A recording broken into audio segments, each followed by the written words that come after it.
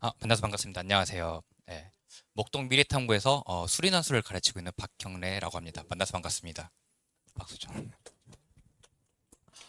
사실 오늘 메인은 사실 입시 관련되긴 하지만 그래도 논술이 요새 좀 중요가 하기 때문에 간략하게 오늘 짧게나마 논술에 대해서 좀 이야기를 해드리고 싶습니다. 사실 논술에 대해서 이야기할 게 상당히 많아요. 이제 상위권이냐, 중상위권이냐, 아니면 미적만 볼 거냐, 약술만 볼 거냐에 따라서 상당히 많긴 한데 아무래도 시간상 그걸 다 설명해 드리기 좀 힘들 것 같고 주로 상위권 위주로 말씀드리고 간단하게 건동홍수까지도 잠깐 언급만 해드리겠습니다. 우선 저는 이렇게 생겼고요. 생겼다기보다는 네, 이렇고요. 사고력 트레이너를 해요. 항상 아이들한테 중요하게 여기기 하거든요. 이게 요새는 이제 어쩔 수 없이 우리 교육이 이제 객관식 위주이기 때문에 학생들이 생각을 안 하는 건 아니지만 사고력이 많이 좀 얕아요. 그런데 논술을 풀려면 아무래도 깊게 해야 하기 때문에 그걸 좀 강조해서 가르치고 있고요. 보면 알겠지만 좀 트레이너처럼 생기지 않았습니까? 자, 그래서 아이들이 많이 좋아합니다. 우선은 왜 논술을 해야 되는지 잠깐 언급해 드릴게요. 이거 숫자들을 보시면 어느 정도 이제 고3이고 중반쯤 됐으니까 감이 오시죠? 예, 이게 2024, 2025 해가지고 합해가지고 좀 특이한 친구들의 수능 성적입니다, 이게. 수능 성적이에요. 저기 보이시죠? 73584. 국어 7등급. 저 8은 화학입니다. 물어봤습니다. 공부했대요. 국어도 공부해서 푼 겁니다. 예, 그런 친구고요. 수학은 3등급입니다. 근데 이 친구들 보면은 특징이 있습니다. 우선 수학은 대부분 2등급, 3등급, 그래도 4등까지도 해볼 만하긴 합니다. 이 친구들 논술로 간 대학교들이에요, 여기가 다. 저 보이시죠? 아까 7, 그 친구. 원자력공학과 같습니다, 한양대. 물론, 올해는 안 됩니다. 예, 한양대가 이제 최저가 생겨가지고 안 되는데, 작년까지만 하더라도 최저가 없어가지고, 그래도 수학 2등급, 3등급 정도면 해볼 만하다는 걸 좀 알고 계시면 좋을 것 같습니다. 이걸 또 보겠습니다. 이건 2.0, 2.94. 이것도 보시면 이제 감이 오실 거예요. 내신 등급입니다. 이 친구들은 다 어디 갔냐면 연세대 간 친구들의 내신 등급입니다. 예, 사실 2.0까지는 그래도 내신을 이제 학종으로 비벼볼 수 있다고 하는데 2.9부터 5.0까지 말이 안 되는 상황이죠. 그렇죠? 논술을 준비한다 했을 때는 적어도 이제 내신이 3.5 정도 되면 이제 학종을 쓰기 좀 그러니까 그때쯤부터 이제 논술을 좀 생각해 보면 좋을 것 같아요. 자, 그리고 이거는 작년에 이제 광운대를 합격한 친구인데 사실 논술 실력 대비 광운대 간 게 좀 아쉬운 친구예요. 그런데 간 이유가 저기에 써져 있죠. 정시가 망했을 때. 정시를 망한 거예요. 수능 최저를 하나도 못 맞추고 수능 최저 없는 광운대를 붙게 된 거죠. 아마 올해 다시 준비할 것 같긴 한데 그렇기 때문에 지금 수능 성적 너무 믿고 가시면 안 돼요. 미끄러질 가능성이 너무 높습니다. 그렇기 때문에 좀 논술을 지금 좀 고민해 보는 게 좋을 것 같습니다. 간단하게 2026학년도 주요 변경사항 좀 언급을 해드리고 가겠습니다. 강남대, 국민대, 서울여대가 수리논술 신설했어요. 사실 강남대야 뭐 그렇고 서울여대는 논술이 있긴 했는데 그게 수리논술은 아니었고요. 국민대가 아무래도 올해 좀 약간 화두일 거예요. 이제 국민대가 우리 알고 있는 국sun세상 그쪽이긴 한데 심지어 시험이 좀 쉽게 약술형으로 나와요. 대부분 건동홍 이상의 학교들은 우리가 일반적인 논술인데 그 사이에 잠깐 국민대가 약술형으로 껴 있어가지고 요새 좀 많이들 노릴 겁니다. 자, 연세대의 미래, 의대가 광주를 폐지했고요. 사실상 많이 폐지했는데 혹시 들으신지 모르겠는데 내년에 연대가 다시 광주를 합니다. 네, 좀 알고 계시면 좋을 것 같아요. 그리고 의치의학학과 신설이 됐어요. 지금 안 써져 있긴 한데 뭐 경북대 약대, 단국대 의대 치대, 그다음에 한양대 이화여대 의대, 그다음에 덕성여대 약대 이렇게 올해 추가가 됐습니다. 그다음에 또 체크해야 될 게 단국대가 우리 수능 전 논술을 보냐, 수능 후 논술을 보냐가 많이 나와 있는데 단국대가 원래 수능 후에 논술을 봤는데 이번에 수능 전으로 옮겼어요. 그러면 아무래도 좀 도움이 이제 지원한 학생들 입장에서는 꽤나 도움이 됩니다. 왜냐하면 수능 전은 대부분 안 쓰려고 해요. 왜냐면 이제 자기들이 좀 눈이 많이 높아서 나는 정시로 저 정도 이상은 갈 거라 마인드가 많이 있거든요. 그런데 그게 좀 안 될 겁니다. 실제로 시험을 보게 된다 하면은. 자, 이거 학폭에 대한 거는 이제 원래라면 보통 예체능 쪽에 있었는데 이제 작년부터 그런 게 있어가지고 확실히 다 확대가 됐고 이거는 해당 사항이 없길 바래야 됩니다.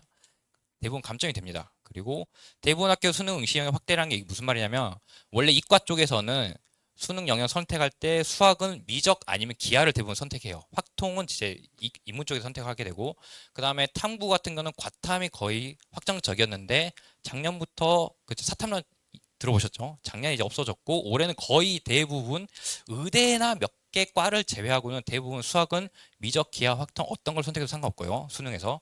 그다음에 탐구도 사탐, 과탐 어떤 걸 선택해도 상관없습니다. 서강대 같은 경우는 직탐도 가능합니다. 네, 그런 학교가 가끔 있습니다. 그렇게 알고 계시면 될 것 같고, 그다음에 마지막 논술 반영비를 확대라는 거는 사실상 이제 예전에는 논술 대 교과 대 비교과로 해가지고 비율이 있었는데 뭐 논술 60%, 교과 40%까지도 가는 학교도 있었는데 요새는 대부분 사라졌어요. 대부분은 많아봐 교과 30%, 대부분 20%에 머물고 있고 100%인 논술 100%인 학교들도 되게 많았습니다.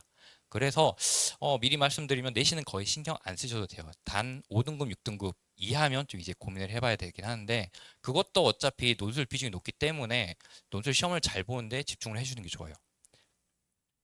간단하게 했고 가장 관심 있고 좀 그런 거긴 한데 우선 이거 시험 범위예요. 이거 보시면 딱 느낌이 오시지 않을까요? 논술 시험을 본다고 했을 때 가장 몰려있는 딱 두 개가 있죠. 미적 기하 확통에 몰려 있고요. 그 다음에 미적분에 몰려 있습니다. 그리고 미적 기하 확통을 시험 보는 학교들을 대부분 살펴보시면 건동홍 이상입니다. 다. 만약에 논술을 준비한다 했을 때 내가 우리 아이가 건동홍 이상을 쓰고 싶다라고 하면은 미적 기하 확통을 다 공부를 하셔야 돼요. 그러니까 좀 힘듭니다. 근데 이제 논술을 준비하는 상황 입장에서 이제 거의 마지막 보루잖아요. 그다음에 기하 확통을 꼭 하셔야 된다고 알고 계시면 될 것 같고, 그다음 미적분 확통이나 미적분 기하를 하는 거는 의학이나 아니면 광운대 같은 경우 좀 특수하게 있긴 한데 사실 뭐 그렇게 어렵진 않고요. 그다음 아래쪽에 그 다음이 이제 미적분이에요. 권동홍 이상은 다 미적 기하 확통을 다 준비해야 되는데 그 아래 뭐 국숭세당 뭐 이렇게 된다고 하면은 미적분까지만 생각해도 된다라는 거 알고 계시면 될 것 같고요. 그다음에 그 아래 이제 수원수투 있는데 여기에 특이하게 성균관대만 이렇게 빠져 있는데 보통 일반적으로 이제 학생들이 수원수투는 수능공학에서 많이 공부하잖아요. 그래서 좀 만만히 보는데 성균관대 수원수투 시험 범위는 되게 어렵습니다. 사실 냉정하게 말해서 성균관대의 논술 시험, 수원수투 논술 시험을 충분히 풀 수 있다. 연대 합격하고 남는 친구예요, 사실. 그렇게 알고 계십니다. 이게 갈수록 어려워졌어요, 성균관대가.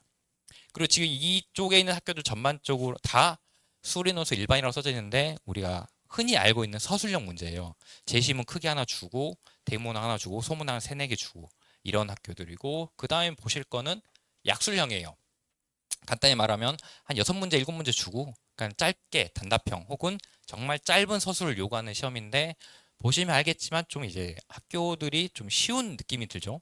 그 중에서 딱 보이는 게 이제 국민대인 거예요. 국민대가 이제 아마 올해 좀 박터지지 않을까. 시험도 가장 늦게 봐서 많이 박터질 겁니다. 그런데 우선 여기 수원수투 미적분 있고 여기는 언어 논술이 들어가 있는데 이게 무슨 말이냐면 우리 언어 논술 혹은 국어 논술이라고도 하는데 그러니까 한마디로 국어 문제를 푸는 거예요. 그러니까 예를 들면 국민대 같은 경우는 뭐 수학 몇 문제, 언어 논술 몇 문제 해가지고 이 언어 논술에 국어 문제 푸는 거예요. 근데 좀 구분하셔야 될 게 인문 논술이랑 다릅니다. 인문 논술은 원고지에다 장문이라고 하시면 될 것 같아요. 글 쓰는 거고요. 그래서 이건 그냥 문제를 푸는 거고 사실 그렇게 어렵진 않겠지만 이 국민대에 대해서만 좀 다음에 좀 더 이야기를 할게요. 자, 시험법이 또 여기가 있습니다. 인문 논술을 포함이라고 되어 있죠. 자, 세종대 자유전공 있고요. 그 다음에 여기 건대 중에서 사회과학, 경영, 부동산, KU 전공이 있는데 자, 이게 무슨 말이냐면 우리가 이 친구들은 수리 논술도 풀고 원고지로 글도 써야 되는 겁니다. 그러니까 두 가지 다 요구하는 거예요. 그러다 보니까 또 이쪽에 과가 다 섞여 있죠. 사회과학이면 우리 심리 이런 거 생각할 수 있고 경영이면 우리 경영학과도 생각할 수 있습니다. 근데 저기 좀 특이하게 보통은 미적분이 들어가 있으면 당연히 수원수투도 포함이에요. 시험법에는. 근데 저기 세종대 자유전공은 미적분이 있는데 수투가 없어요. 그러면 적분을 안 하겠다는 겁니다. 미적분을 넣었음에도 불구하고 수투를 안 넣었다? 그럼 대놓고 이 적분을 안 내겠다는 겁니다. 그냥 도함수의 활용, 우리 미분만 가지고 한다는 거기 때문에 만약에 우리 아이가 뭐 세종대를 써야 되는 상황인데 그럼 적분까지도 힘들다? 왜냐면 고3은 적분이 정말 힘듭니다. 힘들어요, 많이. 그러면 자유전공으로 돌려가지고 좀 저것만 생각해 볼 수 있습니다. 물론 글을 쓸 줄 알아야 되고요. 네, 이 정도로 알고 계시면 좋고 그다음 이쪽은 과학 또는 의학 논술을 포함하는 학교들인데 경기대 의치한약은 이제 과학, 물화생 중에 하나 선택해야 되는 거고요. 경북대는 자연계열 포함하자 자연계열이 통합과학을 봐요.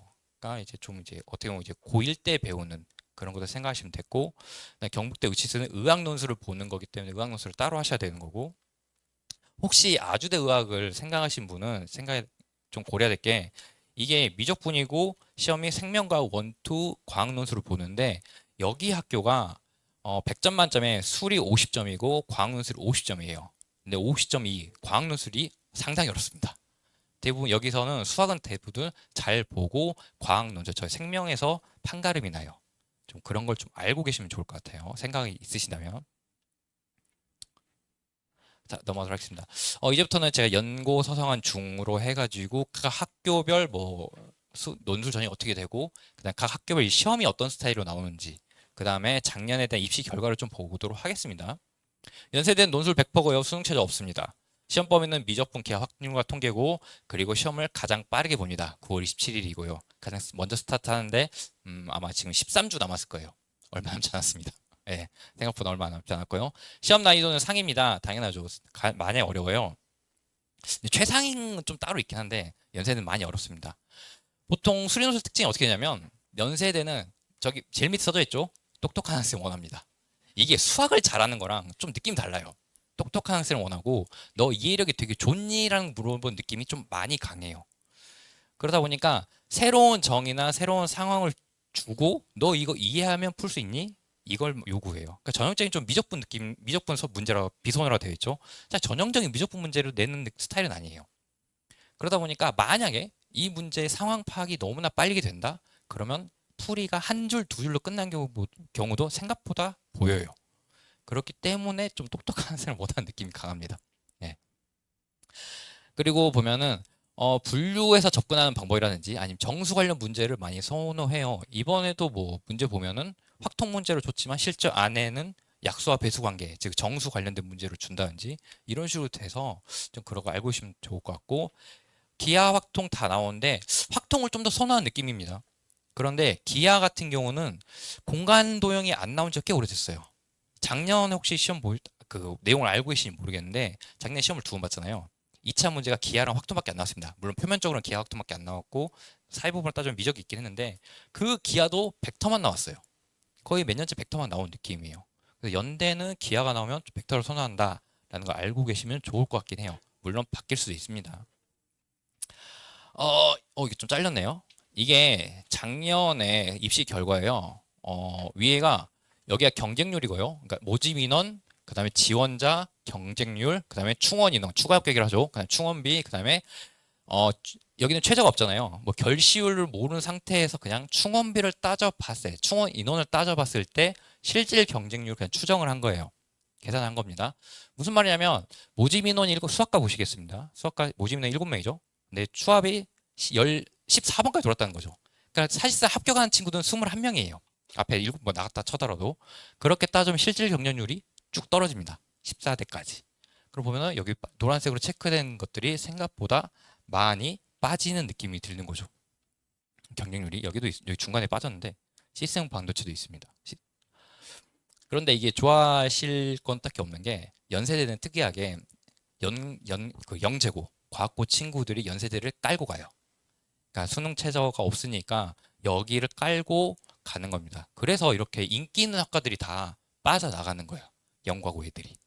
그러다 보니까 이거 보고 추합이 많으니까 저기를 쓰자라고 하면은 좀 위험합니다. 정말 아이가 일반고 학생인데 아이가 실력이 좋으면 좀 해볼만 하긴 하겠지만 그게 아니라고 하면은 차라리 비인기 학과 쓰는 게 좀 더 낫습니다. 그러긴 한데 아무튼 그런 걸 좀 나중에 실제 이제 지원할 때쯤에서 그런 거 좀 고민을 해보고 이야기하는 게 좋긴 합니다. 이거 좀 심각 많죠. 거의 3바퀴 돌린 겁니다. 추합이. 네, 그렇게 알고 계시면 좋을 것 같아요. 고려대입니다. 고려대는 논술 100%고요. 국수형 사과중 4합8입니다.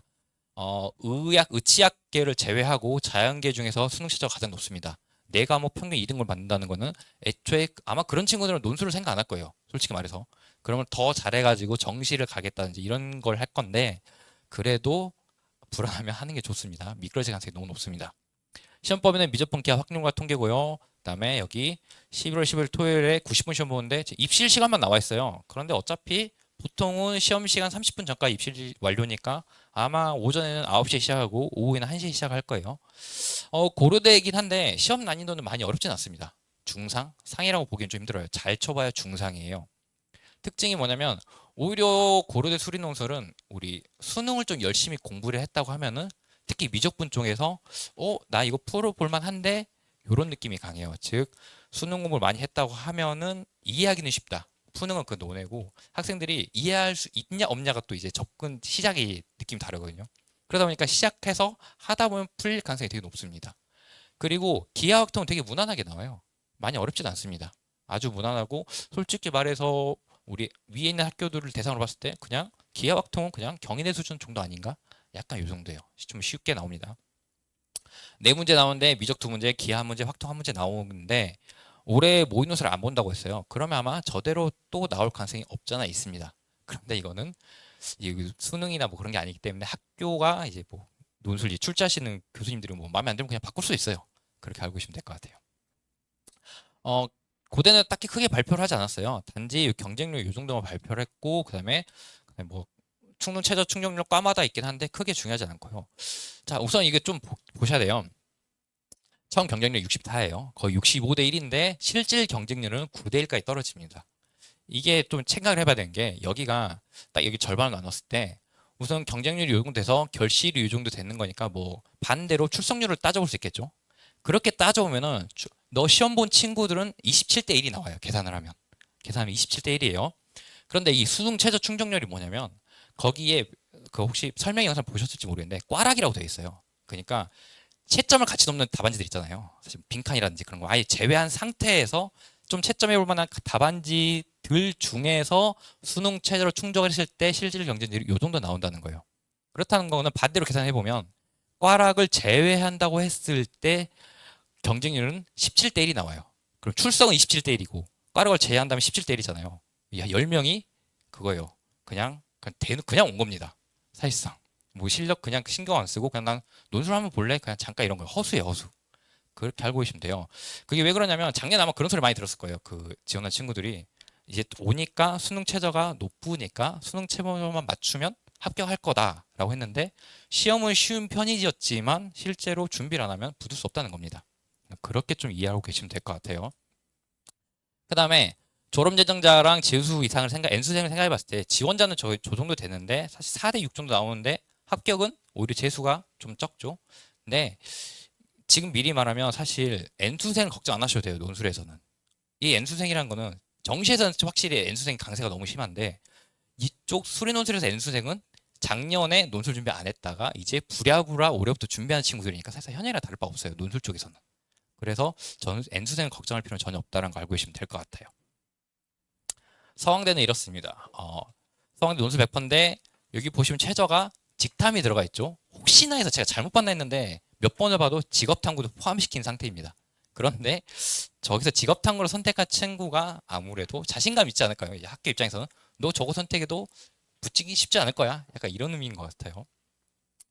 시험 범위는 미적 개혁 다 나오고요. 그 다음에 시험은 저 4시랑 7시가 있습니다. 작년에는 고대랑 서강대가 겹쳤어요. 고대 오후랑 서강대 오전이 겹쳤는데 이번에는 서강대가 뒤로 밀었습니다. 그런데 겹치진 않는데 시간상 거의 불가능해요. 왜냐면 시험 끝나고 거의 1시간 반 정도 텀이 있는데 실제로 고대에서 서강대까지 오는데 1시간 정도 걸려요. 그 교통을 우리 대중교통 타야 됩니다. 무조건. 그러면 안 탄다고 하면은 차는 절대 안 되고 퀵을 불러야 되거든요. 좀 힘들 겁니다, 아마.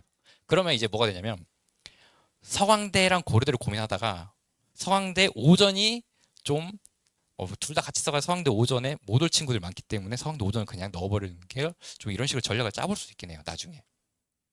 시험 난이도는 중상입니다. 옛날에는 좀 상이었는데 요새는 좀 무난해진 느낌인 거예요. 서강대는 미적분 관련된 증명 문제 및 활용 문제 되게 좋아해요. 미적분 하면 떠오르는 학교가 서강대 문제예요. 미적분에서 좋은 문제도 많고 그래서 미적분 비중이 높은데 작년 재작년까지만 하더라도 확통은 좀 힘있게 한 문제씩 나왔어요. 까다로운 건 아니고 공부를 좀 했으면 이제 무난하게라고 하면 좀 그렇고 근데 좀 여기 좀 힘있게 대충 확통을 내진 않았구나. 그래서 꼬진 않았구나. 이런 느낌으로 받아들이는데 이게 서강대가 작년까지 기하가 거의 안 나왔습니다. 네, 재작년까지. 그래서 가끔 준비하는 친구들 중에서 저한테 물어보는 친구 있어요. 선생님, 서강대 기하 안 나오는데 이거 준비해도 될까요? 라고 하는데 선생님 저는 입장에서는 그럴 수는 있게 하지만 혹시 모르니까 무조건 다 공부를 시키죠. 당연히. 그런데 작년에 기하가 나왔어요. 그래서 지금 작년에 의외로 기조를 살짝 튼 학교들이 생각보다 있어서 기하학통은 좀 준비를 철저하게 해야 될 필요가 있습니다. 서강대는 이제 입시 결과를 발표를 안 해가지고 딱히 없습니다. 자, 한양대를 보겠습니다. 한양대는 논술 90%, 비교과 10%인데 교과가 없고 그냥 출결과 종합적으로 판단했다고 이렇게만 이야기해요. 자, 자연계열은 3합 7이고요. 의예는 3합 4입니다. 이번에 의예가 생겨가지고 이렇게 됐는데 탐구를 2평, 즉 탐구를 포함시켰을 때 2평인데 이걸 제외한다고 하면 3합 4면 좀 무난한 느낌이 들긴 해요. 그 다음에 미적기하 확률과 통계고요. 시험은 90분이고요. 오전, 오후 1, 오후 2로 이렇게 나눠져 있는데 일반적으로 오전보다는 뒤로 갈수록 시험이 좀 어려워집니다. 그래서 보통 인기 있는 학과들은 좀 뒤쪽에 있어요. 다. 의대도 아마 이 올해 뒤에서 시험 봐요. 그렇게 알고 있으면 되는데 시험 난이도도 예전에 상이었는데 요새는 좀 중상 느낌으로 좀 힘을 빼는 느낌이 들어요.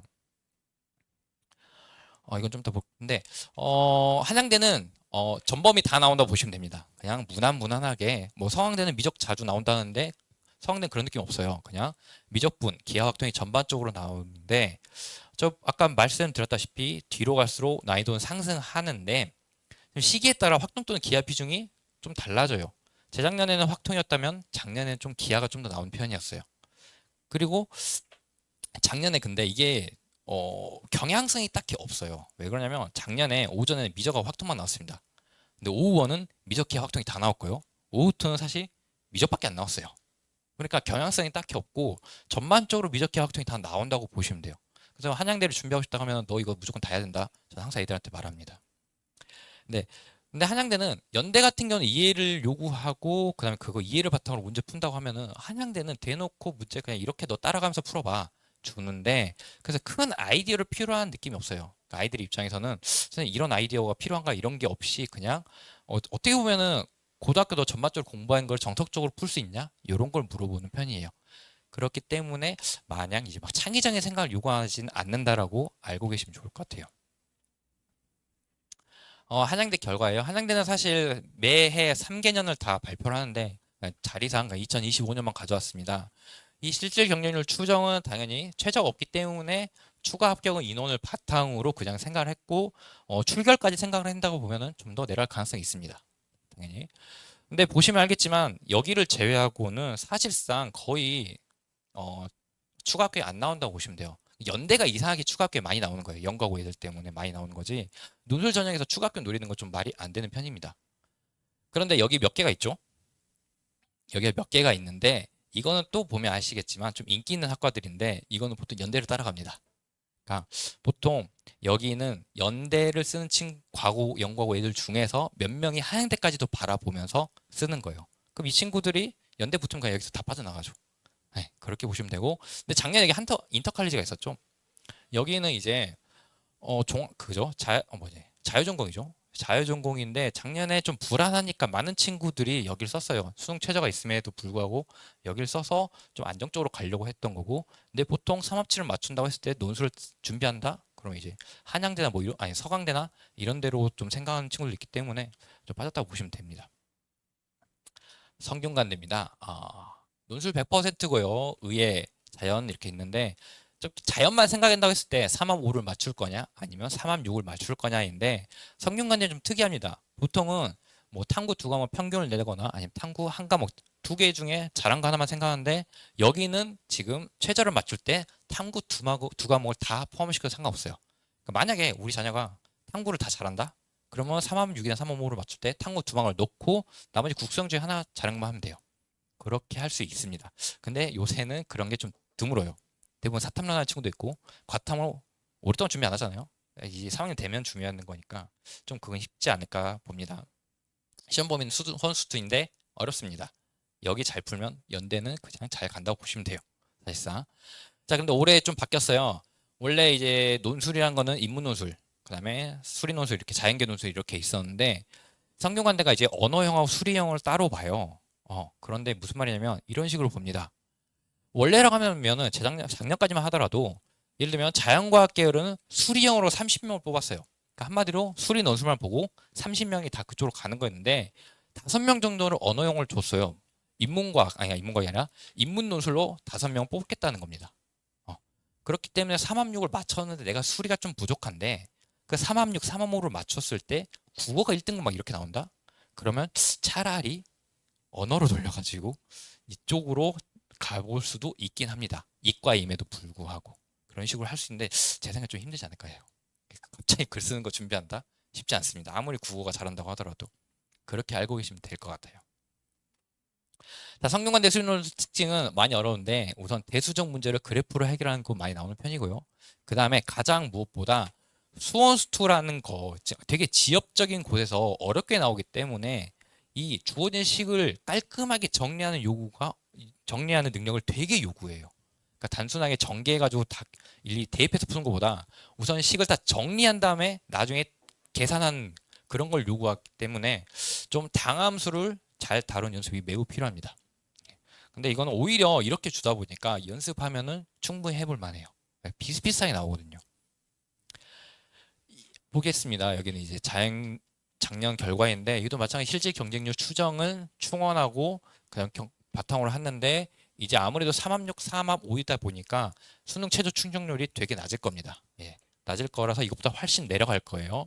그런데 여기서 충원 합격을 인원을 보시면 되는데 여기 이쪽은 안 보셔도 돼요. 이제 이쪽은 이제 올해 언어영을 한다 해가지고 넣어놓은 거기 때문에 사실 작년에는 완전 인문이어가지고 이쪽만 보시면 되는데 이쪽만 충원 인원이 있죠. 아래쪽은 거의 없습니다. 아까 연대나 한양대는 그 연구하고들 때문에 인기 있는 학과가 충원이 많아요. 근데 여기는 비인기 학과가 충원이 많습니다. 보통 성균관대는 여기 소프트웨어부터 아래까지가 그거 인기 학과예요. 자연계열에서. 오히려 자연과학, 전기전자공학부, 공학계열 아래에 있는 건설환경이나 글로벌이 좀 인기가 없어요. 보통 그러다 보니까 이쪽이 좀 비인기 학과임에도 불구하고 충원이 많이 나옵니다. 그래서 만약에 쓴다고 했을 때는 정말 자신 있는 거 아닌 이상은 이쪽을 쓰는 게 좀 낫습니다. 예, 여기는 그냥 충원까지 바라보면서 성균관대는 그렇게 해볼 만해요. 넘어가도록 하겠습니다. 중앙대로 보겠습니다. 중앙대는 의학, 약학, 자연 이렇게 되는데 중앙대는 의학, 약학이 최저가 되게 높습니다. 1등이에요. 아마 지금 자연계 논술에서 최저가 가장 높습니다. 그런데 밑에 보시면 시험 난이도가 중이잖아요. 중앙대는 의학, 약학, 자연계랑 구분하지 않고 시험을 봐요. 시험 난이도가 똑같아요. 그럼 무슨 말이냐면 수능 최저만 맞추면은 애들 입장에서 논술이 쉽기 때문에 합격 가능성이 되게 높아요. 여기는 이제 최저 허들이 너무 높은 거지 시험 문제는 좀 쉬워요. 그래서 만약에 약대나 의대를 좀 가고 싶다 논술로 그러면 요거 좀 생각해봐도 괜찮습니다. 특히 중간 약대를 노리는 친구들 생각보다 많아요. 의대는 좀 힘들 것 같고 하면서. 특이하게 중앙대는 영어 1, 2등급은 1등급으로 간주해서 영어가 2등급만 된다고 하면은 우리가 다른 국어나 수학, 탐구 쪽에서 좀 등급 확보가 되기 때문에 좀 편합니다. 시험은 11월 22일인데 이거는 그 수능 끝나고 그 다음 주 토요일에 보기 때문에 일주일 안에 시간이 있어요. 보통 한양대랑 중앙대는 일주일의 시간이 있기 때문에 그때 두 과목을 같이 보통 공부를 많이 합니다. 파이널 수업이라고 하죠. 중앙대도 이제 수능은 중앙대는 1번 무조건 확률과 통계입니다. 문제가. 그리고 새로운 상황을 바탕으로 경우의 수나 확률 기대값을 구하는 건데 말이 새로운 상황이지 앞에 있는 연대처럼 막 복잡하진 않고요. 그냥 오히려 이거는 제시문을 읽으면 충분히 이해되는 상황이기 때문에 오히려 계산만 잘해주면 돼요. 1번은 거의 안 틀립니다. 학생들이. 네. 그리고 미분, 적분, 복잡한 계산을 요구하는 문제예요. 복잡한 계산이라고 했지 막 못 푸는 문제는 아닙니다. 계산 잘하면 중앙대 상당히 쉽게 느껴질 겁니다. 기하는 쉽게 나오는 편이에요. 크게 뭐 걱정할 필요 없어요. 그렇기 때문에 중앙대는 시험 난이도가 중이라고 보시면 됩니다. 어렵진 않습니다. 네. 실제로 파이널을 해보면 채점을 하잖아요. 보통 점수가 많이 높아요. 평균적으로 아이들 점수가 다. 그리고 마지막 중앙대는 이제 입시 결과를 7월 중순에 발표를 해서 지금은 없습니다. 국민대를 보겠습니다. 이번에 생겼죠. 논술 80%, 교과 20%고 2합 5예요. 약술형인데 보통 약술형은 수원 수투만 나와요.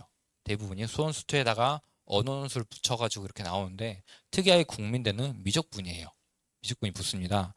그리고 시험 시간은 이제 11월 30일인데 이거는 진짜 마지막에 보는 거예요. 11월 30일이 일요일이 거의 마지막인데 그러다 보니까 준비할 시간이 되게 많습니다. 만약에 그러니까 미리 좀 그냥 제 의견이긴 한데 뭐 약술용 따로 하신 분이 있으니까 제 의견이긴 한데 만약에 3, 4등급이다. 그리고 모의고사 등급 3, 4등급이라면 미리 준비하는 게 좋은데 만약에 2, 3등급인데도 불구하고 국민대를 좀 쓰고 싶다고 하면은 오히려 그거는 이제 일반적인 수련소를 준비하고 마지막쯤에 국민대 수련소를 준비하는 게 좋아요. 3, 4등급은 지금부터 미리 준비하고. 그게 맞습니다. 자, 미적분이라 했잖아요. 보통 약술형은 수원수가 나오는데 이거는 보통 EBS를 연계해서 냅니다. 그러니까 너네가 이제 우리는 수능을 위해서 공부를 많이 해왔잖아. 그럼 너네 이거 열심히 했으면 이 약술형 수원수 문제는 충분히 풀 수 있어. 이런 식으로 약술형 문제가 나오는데 국민대는 지금 미적분을 넣었잖아요. 플러스 교과서 심화 문제가 많이 들어갔어요. 혹시 모의원수를 보신지 모르겠는데 국민대가 올해 시행을 하니까 모의원수를 미리 줬어요. 그런데 보면은 EBS 연계가 생각보다 적고 대부분 교과서 심화 문제가 많이 들어가 있습니다. 그렇기 때문에 만약 국민대를 준비한다고 하면은 수능도 연계를 하면서 교과서 심화 문제를 좀 많이 풀어보는 게 도움이 될 거다라는 거 알고 계시면 좋을 것 같아요. 그렇기 때문에 일반적인 약술형 학교보다 어려울 것으로 예상이 됩니다. 네. 미적분까지 들어가 있기 때문에. 자, 그런데 우선은 더 이해하고 싶은데 시간이 없어. 준비한데 지금 아까 고민이 되실 거예요. 육모를 지금 봤잖아요. 그쵸? 당연히 국모까지 생각해야 되는데 그럼 만약에 육모영화에서 수학이 1, 2등급이 나오고 3합 6을 3합 6, 3합 5, 3합 7을 맞추고 올 수 있다고 하면은 연고 서성한 중까지 좀 생각을 해주시면 돼요. 논술은. 그런데 수학이 2에서 3등급이다. 그러면서 2합 5나 3합 8을 맞춘다라고 하면 우리는 경희대, 이대, 건국대, 동국대, 홍대를 생각하고 그럼에도 불구하고 내가 기하학통을 안 하고 싶다 학생이 그러면 뭐 숭실대, 세종대, 숙명여대 이런 식으로 나눠볼 수 있어요. 좀 그렇게 알고 계시면 좋을 것 같아요. 근데 이제 수련술을 시작할 때 좀 많이 저한테 물어보는 것도 있어요. 보통 네 가지 정도 있는데 첫 번째 서술이 그렇게 중요한가요? 이건 반은 맞고 반은 틀립니다. 네. 왜냐하면 옛날에 이제 한양대 같은 경우는 모범 답안을 발표를 해요. 그런데 보면은 봤을 때 깔끔한 친구도 있지만 생각보다 더러운 친구도 많아요. 합격했음에도 불구하고. 그러다 보니까 이게 서술이 엄청 중요하지 않다. 우선은 논리가 어느 정도 보이고 답이 나온다고 하면은 충분히 이제 합격할 수 있다는 걸 알고 계시면 돼요. 그래서 제가 학생들 가르칠 때 글씨가 진짜 별로인 친구들 있거든요. 근데 그 친구들한테 글씨 밖으로 안 해요. 그렇게 하는 순간 이제 문제를 못 풀거든요. 거기에 신경 쓰니까. 그래서 저는 이때까지 해온 습관이 있는데 그럼 그 친구들한테는 한 가지만 요구해요. 숫자랑 알파벳만 좀 잘 적어라. 딱 그 정도만 하면 돼요. 자, 100점을 맞아야 하는가? 이거는 시험이 쉬운 학교들이 있어요. 그러면 이제 100점을 맞는 게 당연히 목표가 돼야 되는 게 맞아요. 예를 들면 서울 과기대 같은 경우는 평균이 막 90점이에요. 그러면 이제 100점 목표로 하는 거고, 근데 보통 그 정도면 시험이 그 친구 입장에서 쉽다는 거예요. 그런데 크게 걱정 안 해도 되는데, 혹시 작년 연세대 관련 기사사 보신 분 있을까요? 1차에서 이제 문제가 생겨서 2차가 됐는데, 그 1차 고사 때 문제가 생긴 고사장의 평균이 15점이었어요. 100점 만점에. 예. 그런데 그럼 이제 그 고사장이 이제 건축공학과를 보는 학했는데 그러면 건축공학과 평균이 15점이었습니다. 사실상 크게 차이가 없고 100점 만점에 건축공학과 평균이 15점이라는 거는 그렇게 100점 맞을 필요는 없다는 거예요. 그리고 실제로 제가 합격한 친구한테 물어봤더니 대충 계산해봤을 때 45점이 나왔어요. 그래서 연세대만 예를 들긴 하지만 연세대 같은 경우는 50점 맞으면 그냥 합격이라고 보시면 돼요. 거의 느낌상. 그리고 100점을 맞힐 이유는 전혀 없다. 라는 걸 좀 알고 계시면 될 것 같아요. 왜냐하면 제가 이런 말 하는 이유가 이게 성적 문자로 나가면 대부분 100점이 아니거든요. 60점 막 40점 이래요. 그럼 항상 물어봐요. 100점 안 맞는데 괜찮은 건가요? 하는데 괜찮습니다. 네, 어렵습니다. 여기는 그 우리 모의고사랑 달라요. N수생을 걱정해야 되냐? 아닙니다. 그 말씀 듣다시피 N수생은 어쩔 수 없이 한 거예요. 네, 작년에 그 정시랑 다릅니다. 그다음에 수능 전과 수능 후 이제 고민을 할 거예요. 수능 전 연대, 시립대, 홍대, 단국대, 어, 성신여대, 그다음에 가톨대 이렇게 있는데 보통은 안 쓰려고 하죠. 연대나 시립대는 이제 좀 학교가 있다 보니까 쓰려고 하는데 홍대, 단국대 이런 친구들 써야 되는 학생들의 입장에서는 절대 안 쓰려고 해요. 왜냐면 눈이 좀 위에 있거든요. 근데 실제로는 절대 안 됩니다. 오히려 수능 후에 보는 학교들이 경쟁률이 더 높아요. 수능 전에 본 학교들이 대부분 학생들이 안 쓰려고 하기 때문에 경쟁률이 되게 낮습니다. 그러니까 만약에 논술 준비하고 성적이 저기 홍대나 단국대 요 정도를 써야 되는 상황이라고 하면은 무조건 쓰는 게 맞습니다. 예. 수능을 잘 본다는 보장이 전혀 없습니다. 그리고 또 강조하고 싶은 게 이거예요. 기하학동 출제 비율. 어, 공동 이상 학교들은 기하학통이 보시면 알겠지만 대부분 세 문제 중에 40%가 나온다고 보시면 돼요. 네. 기하학통의 비중이 되게 높습니다. 여기 이화여대나 서강대 같은 경우는 보시면 알겠지만 서강대는 이제 확통이 좀 요즘으로 나오다가 작년에 기아가 출제됐고요. 이화여대는 최근 3년 5%라고 되어 있죠. 그런데 작년에 갑자기 기아를 내버렸습니다. 약대 쪽에서 내버렸어요. 그렇기 때문에 대부분 학교들이 40% 이상 나오고 그 이화여대 같은 경우도 이제 나오기 시작했으니까 기하 확통을 꼭 신경을 써야 됩니다. 물어봐요. 기하 확통 꼭 준비해야 되냐? 무조건 해야 됩니다. 건동호 이상을 생각한다고 하면 그 학교를 쓰지 않는다고 하면은 굳이 하지 않으셔도 됩니다. 이제부터 잠깐 제 수업을 빠르게 설명할게요. 시간이 너무 가가지고 이건 제 2025학년도 입시 결과입니다. 뭐 크게 다를 건 없고 이걸 보여드리는 이유는 그냥 열심히 가르쳤다라고 보시면 될 것 같아요. 제가. 네. 수리논술은 기본적으로 개념을 이해하고 문제를 정확히 풀어가지고 서술도 하고 답안 작성을 해야 되는데 중요한 거는 기본 개념은 대부분 지금쯤에 이해를 하고 있어야 돼요. 당연히 숙지를 한 상태여야 되고요. 그러면 문제는 문제 해결 능력이에요. 그러니까 학생들이 많이 어려워하는 이유가 딱 들어왔을 때 문제를 풀 때 어떻게 접근해야 되는지 이게 많이 고민이 돼요. 네. 그래서 그걸 해결하기 위해 저는 수학적 사고를 되게 강조하고 스스로 제발 생각해보라 하고 그러기 위해서 전략을 좀 이런 식으로 해요. 그러니까 논술에서는 증명 문제도 많이 나오기 때문에 증명법 따로 생각하고 단순하게 그 단원을 나열해서 수업을 하는 게 아니라 이 문제는 이런 식으로 접근하는 법을 좀 많이 연습을 시킬 겁니다. 예를 들면 분류 쪽은 연대에서 많이 나오는 거고요. 그다음에 그래프 그림도 연대나 경희대에서 많이 나오는 편이고요. 그다음 그런 구조 추론도 이화여대 쪽에서 많이 나오는 편이고요. 좀 이런 걸 좀 생각해 볼 수 있습니다.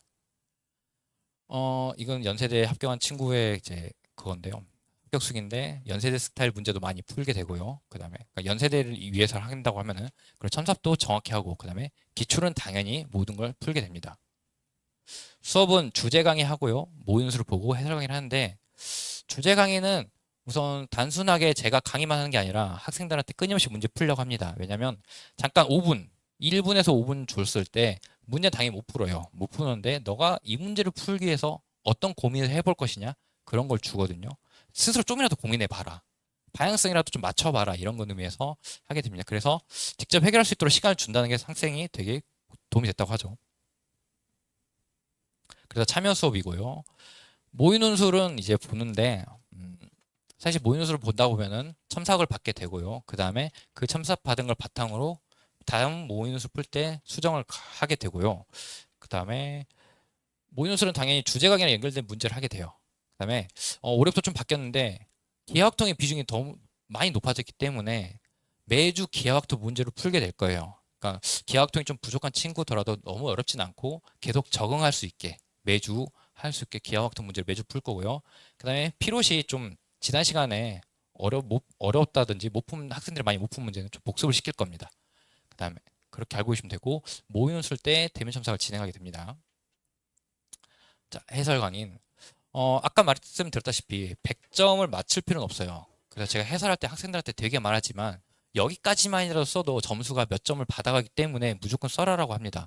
그러니까 대문항 하나를 다 풀 필요 없이 그냥 소문항 하나하나 점수를 따먹는다 보시면 돼요. 5점, 10점을 이제 뭐 쌓아가지고 합격을 하는 거예요. 말했다시피 연대 35점만 받아도 합격인 거예요. 그러니까 한 문제를 완벽하게 풀 필요 없이 조금씩 풀라고 합니다. 그걸 최대한 한 시간 때 강조를 하고요. 그러면서 당연히 학교별 풀이 전략을 하게 됩니다. 성균관대 같은 경우는 다함수를 바탕으로 정리를 자주 해야 되는 거잖아요. 그걸 좀 강조한다든지.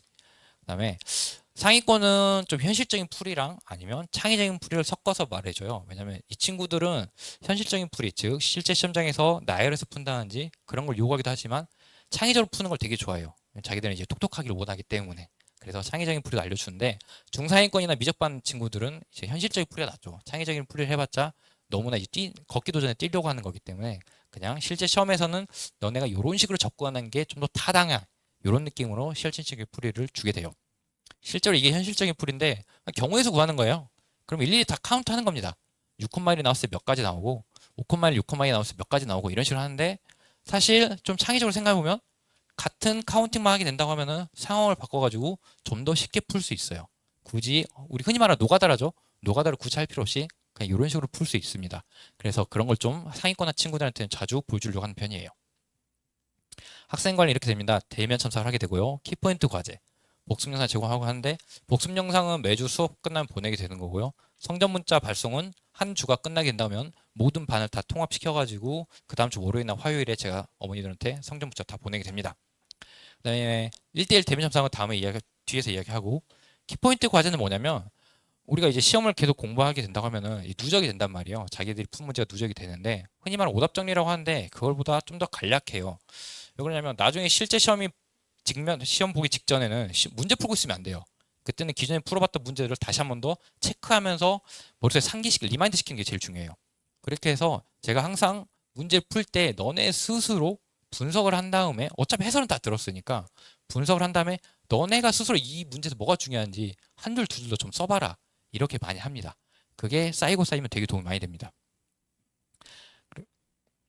대면 첨삭은 많이 학생과 유대감을 쌓으려고 하는 거예요. 사실 우리 대부분 학생들이 수동적입니다. 네, 수업을 들을 때 수동적이에요. 왜냐하면 강의하고 그냥 듣고만 하는 거니까. 그러다 보니까 논술에서는 서면 첨삭이라는 게 있죠. 근데 서면 첨삭으로 그냥 채점해서 딱 주면은 절대 가방에서 안 나옵니다. 웬만한 친구들 아닌 이상은. 그러면 대면 첨삭을 통해서 억지로 제 옆에 두고 문제 다 설명하고 무엇이 틀렸는지 확실히 체크하고 가요. 그리고 이해했는지 아닌지도 확실히 체크하게 되고, 그 다음에 유대감 및 동기부여. 당연히 학생들이 지칩니다. 공부하다 보면 지치는데 어떻게 해서든 끌어가려고 제가 하고요. 그러면서 뭐 사적인 이야기도 많이 합니다. 흔히로 봐도 남자친구는 저한테 운동본을 물어보는 친구도 있고 가끔 정말 연애 상담하는 친구도 있습니다. 고3인데도 불구하고. 그럼 이제 현실적으로 하지 말라고 하죠. 아무튼 그런 식으로 유대감 하다 보면은 연락도 자주 하면서 이제 어떻게든 제가 끌고 가죠. 공부 좀 제발해라, 질문 좀 제발해라 하면서. 그다음에 아까 말씀드렸다시피 수동적인 학생을 자동으로 참여하게 하고요. 그다음에 첨삭 전문가는 나중에 인원이 너무 많으면 제가 참석을 못해요. 제가 직접 첨삭을 하는데 안 되면 실제로 좀 제가 직접 첨삭 선생님 뽑아가지고 인원 많을 때는 첨삭 선생님을 씁니다. 대면 첨삭은 대부분 학생들이 대면 첨삭이 되게 좋았다고 말해요. 왜냐하면 우선 기본적으로 질문을 할 수가 있어요. 그렇잖아요. 이렇게 많은 사람이 있을 때 질문하면 좀 흔히 말하면 약간 너무 관심 받잖아요. 근데 1대1 대면 첨삭을 하게 되면은 그때 했던 질문을 저한테 그냥 하게 됩니다. 개인적으로. 특히 수업 관련돼서. 그렇기 때문에 아이들이 되게 좋아하고요. 그다음에 뭐 그렇겠습니다. 상담을 한다고 했는데 우선 제 수업을 이미 듣고 있는 학생들은 이제 기말고사 상담을 하게 될 거고요. 중간고사 상담을 이미 했고 그 다음에 원서지원 상담을 하게 돼요.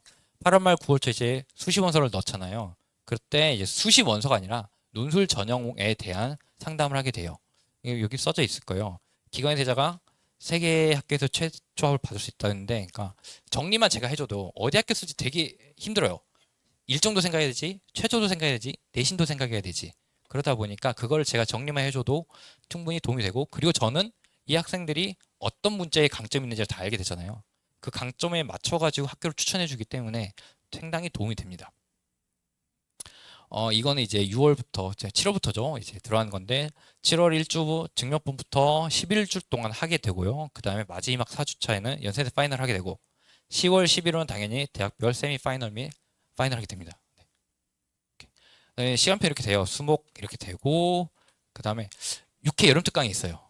이거는 매주 22일하고 목요일 화목 해가지고 3주 동안 6회를 하게 되는데, 그러니까 상반기 때 수업 못 들은 친구들 위해서 지금 유학 정리를 해주는 거니까 좀 그렇게 알고 계시면 좋을 것 같습니다. 생각보다 너무 길어졌네요. 이거는 이제 시험 보면은 학생들이 항상 평균 이하를 받게 돼요, 점수가. 포기하지 말고 끝까지 했더니 좋은 결과가 있었다는 친구인데, 이 논술이든 뭐든 사실 힘들거든요. 그러니까 끝까지 포기하지 말고 했으면 좋겠습니다. 시간이 너무 오래 걸렸네. 들어주셔서 감사합니다.